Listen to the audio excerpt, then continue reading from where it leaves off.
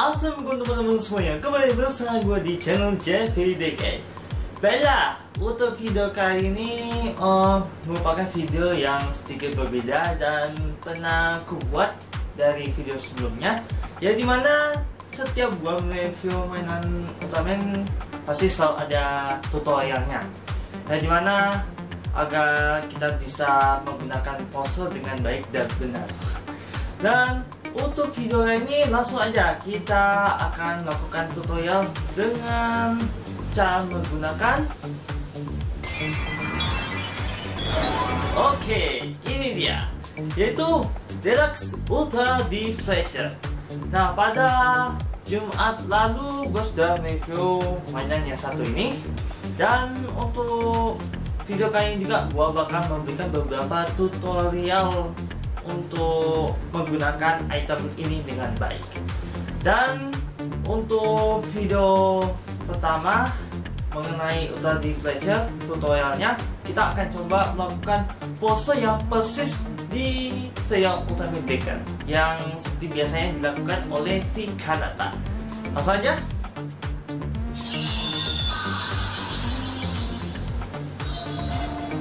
Oke, biasanya kalau posenya kayak gini ya, tapi agak sulit untuk akhirnya. Tuh, agak lelet. Lalu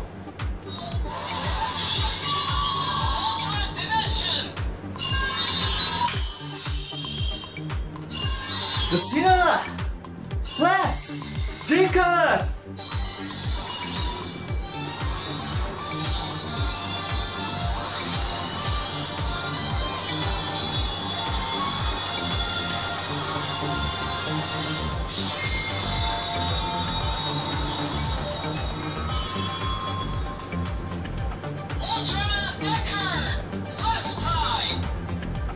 Nah, begitulah kalau untuk pose di serial Ultraman Decker yang biasanya dilakukan oleh si Kanata. Dan juga untuk pose yang versi Kanata itu agak cukup sulit untuk dilakukan. Dan dimana mengenai cara pose untuk berbeda di Decker, yang dimana mengenai permasalahan cara mengambil kartunya. Nah, kalau kita tahu nih, di bagian pinggang kanannya si Kanata itu menyediakan Ultra Dimension Card Holder, yang dimana menyediakan beberapa kartu Decker dan juga trigger beserta kartu monster yang dimiliki oleh Kanata. Hanya saja untuk video di channel ini gue tidak review mainan yang satu itu, karena yang paling utama adalah Ultra Deflasher. Oke, kembali ke pose Kanata, yang dimana kita tahu bahwa untuk kita cabut dulu. Nah, untuk memasuki kartunya dengan posisi seperti gini, hanya saja agak sulit untuk memasukkannya gitu. Tapi kalau misalnya udah terbiasa gini, nah kayak dikit pula ya. Kalau posisi dikitnya gini, digini langsung zep. Namun di sini gua akan memberikan beberapa trik yang agar kita bisa mudah untuk berubah jadi Ultraman Decker dengan memegang kartu berdasarkan posisi yang lebih baik gitu. Jadi mana kita tahu ya, kalau di bagian sini kan menyimpan beberapa kartu dimensi, dan kalau kita misalnya ambil salah satu kartu, maka nggak tahu tiba-tiba yang dipegang Kanatanya udah begini. Pas si Kanata mengambil kartu yang ada di holdernya itu, ya ngambilnya begini. Hanya saja nggak tahu kapan dia udah megang gini. Coba ya, misalnya ambil di sini, tapi ya namanya juga efek gambarnya ya, mungkin karena biar ada pose untuk sendirinya di serial Ultraman Decker. Jadi untuk video ini juga gua bakalan memberi tips agar mudah dalam berubah jadi Ultraman Decker dalam waktu singkat. Jadi ini Ini seperti gambaran ada kartu holdernya gitulah. Yuk, jadi kita mulai dari awal.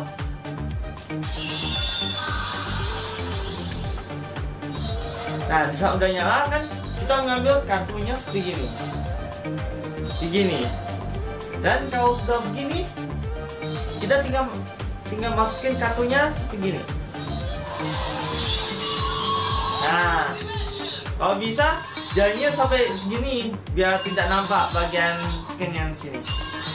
Dan jika sudah memasuki kartunya, kita tinggal menarik pelatuknya di bagian belakang sini nih, di bawah dagunya. Dan jika semuanya sudah siap, maka tinggal kita katakan bersinarlah Flash Tinker.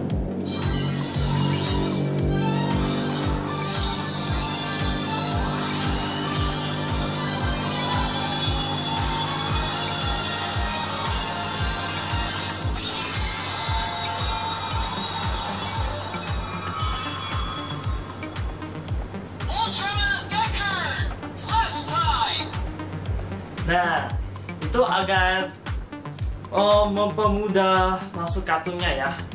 Sekarang kita coba bandingkan mengenai posternya si Kanata dengan poster versi JB Decade ini. Lebih singkat yang lebih mana agar lebih hemat waktu di saat berubah jadi Decade. Udah, kita akan coba.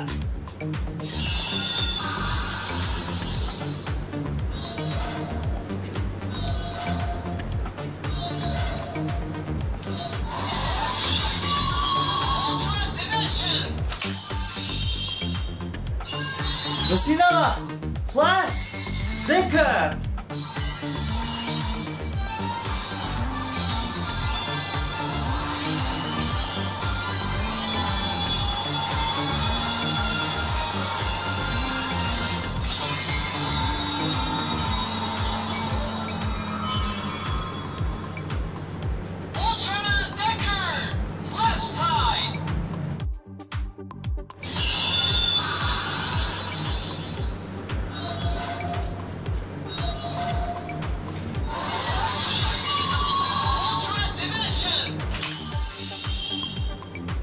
Bersinarlah Flash Tinker.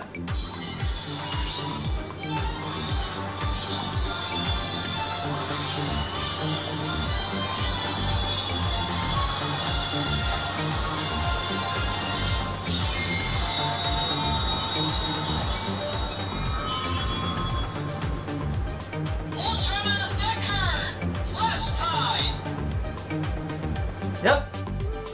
Yang barusan itu ada versi sendiri atau versi kita sendirinya lah.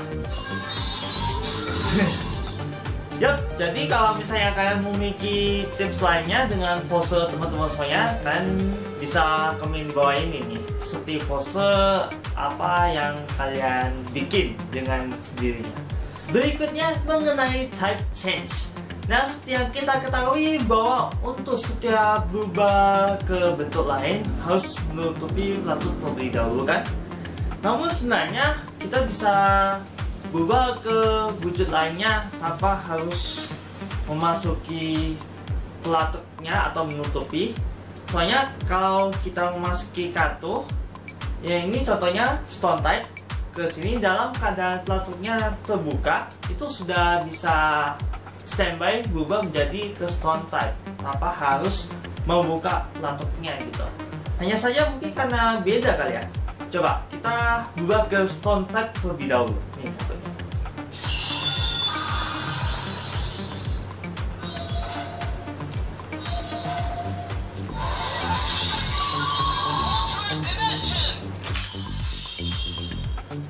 Udah, stone Tinker.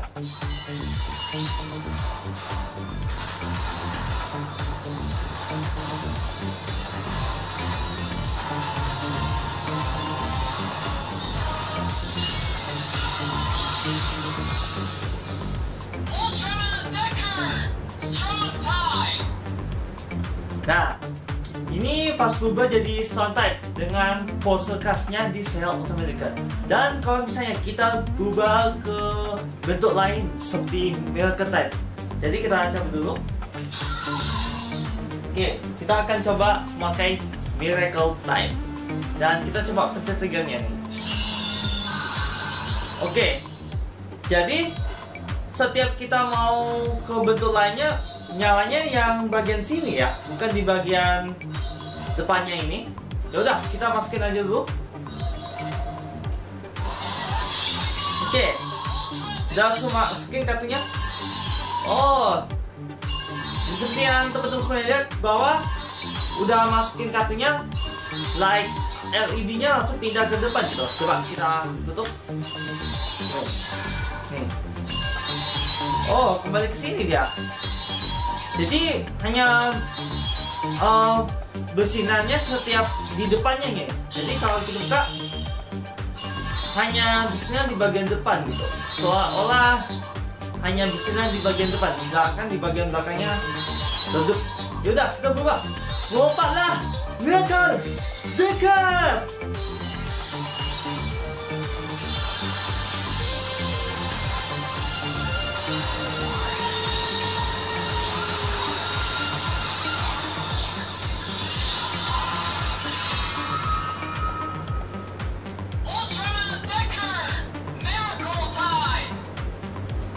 Yap, memang sepertinya memang harus memasuki pelatuk atau menutupinya terlebih dahulu, baru bersinar yang di bagian depannya, yang di bagian depan ini nih.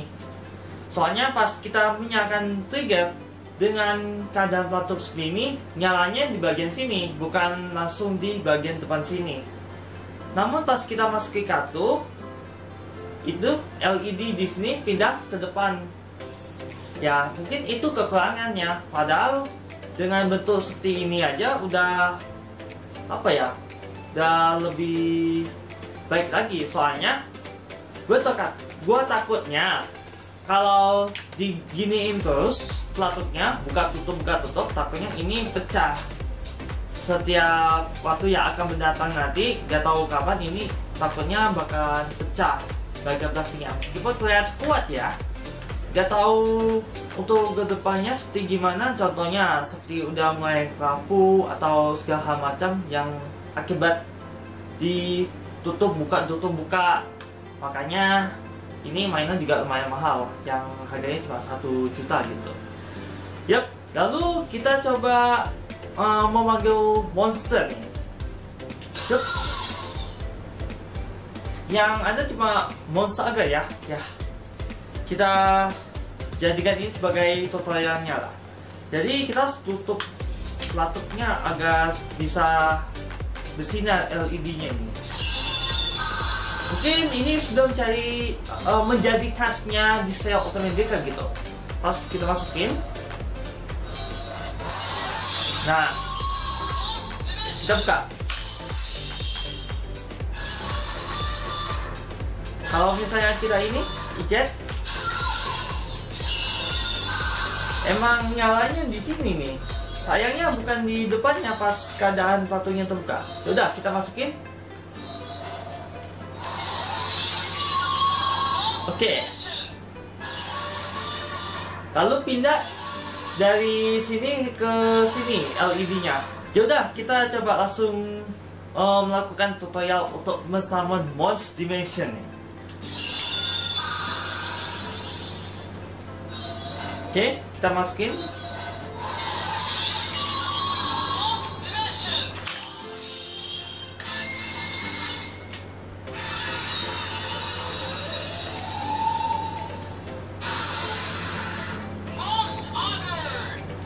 Oke, ini kalau di saat dalam keadaan terdesak nih.